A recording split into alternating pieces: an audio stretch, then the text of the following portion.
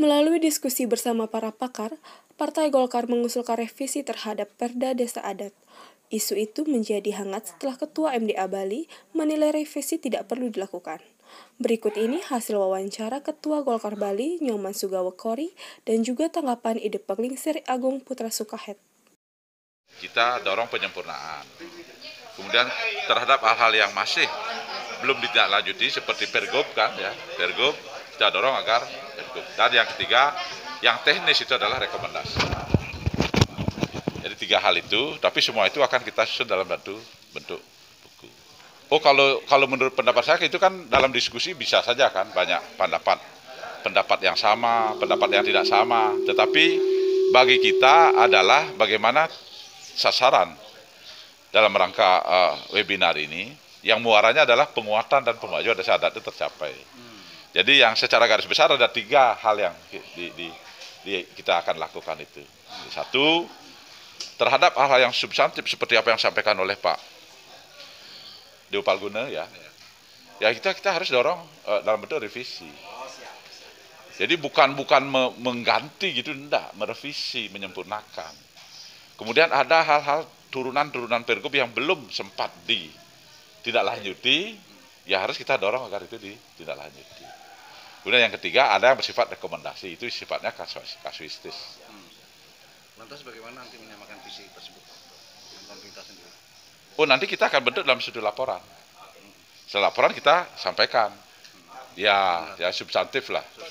Dari konsideran itu. Kemudian pasal 1 yang ini mengganti Perda Desa Pekeraman diganti menjadi desa adat. Tidak ada penjelasan ini desa Pekeraman itu penggantinya adalah desa adat, itu tidak ada dalam ini. Kalau itu kan kesannya masih ada 2 perda. Menurut itu bahasa hukum saya kan tidak ngerti ya. Tapi itu pandangan beliau. Kalau menurut pendapat saya begini, penyempurnaan perda, revisi perda itu adalah suatu hal yang sudah biasa kita lakukan. Buktinya tiga kali kan perda ini sudah dilakukan revisi.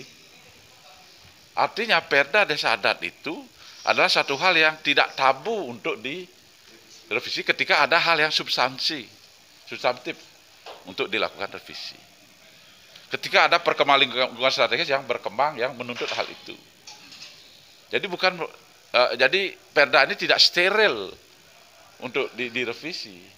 Tetapi kita harus betul-betul mengkaji secara mendalam hal-hal substantif apa yang harus menjadi landasan. Dalam webinar kan Ratu jadi narasumber salah satunya. Jadi begini, masukan-masukan dari Partai Golkar ya, terus terang saja Partai Golkar, narasumber semuanya itu baik ya. Maksudnya baik karena judulnya kan penguatan desa adat. Nah itu senang sekali, oh penguatan, bukan pelemahan, ya kan?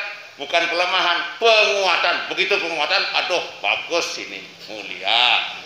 Cuma kemudian ada berbeda pendapat.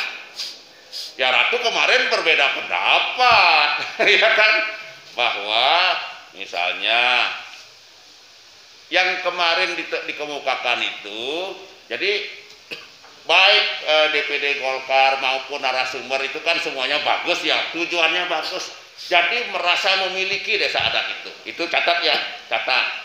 Tetapi kemudian persepsi kan berbeda, itu boleh berbeda. Kita semua di sini aja sering berbeda, ya.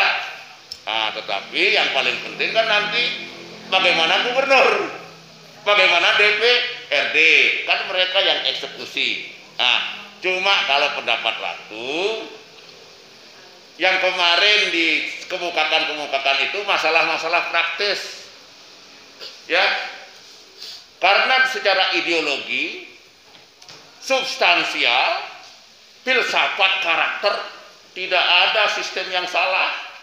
Perda desa adat itu sangat bagus. Bahkan kalau desa-desa adat dan majelis ini semua, Kramo Bali seharusnya itu Perda nomor 4 2019 itu kado buat kita. Ya kan, coba lihat itu, ya kan, perubahannya banyak sekali, kado buat kita. Karakternya, taksunya masih di situ.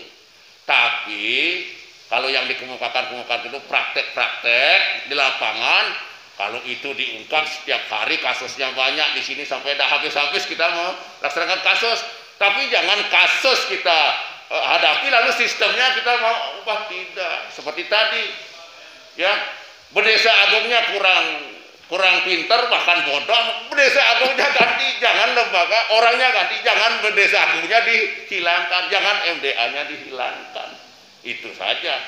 Begitu, seperti itu.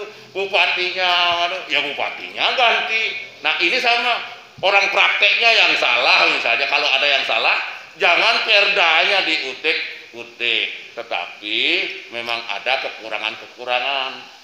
Jadi seperti ada disampaikan oleh Pak Palguna itu kekurangan. Bagi Ratu, kekurangan itu tidak substansial, tidak filosofis, ya kan?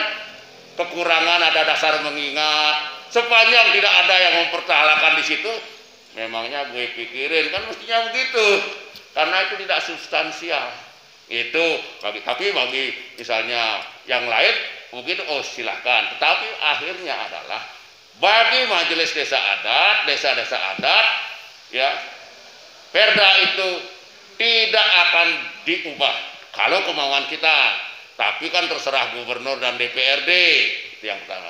Yang kedua, mengapa juga kalau ada wacana perubahan itu, perubahan perda itu tidak bisa selesai di Bali antara gubernur dan DPRD saja.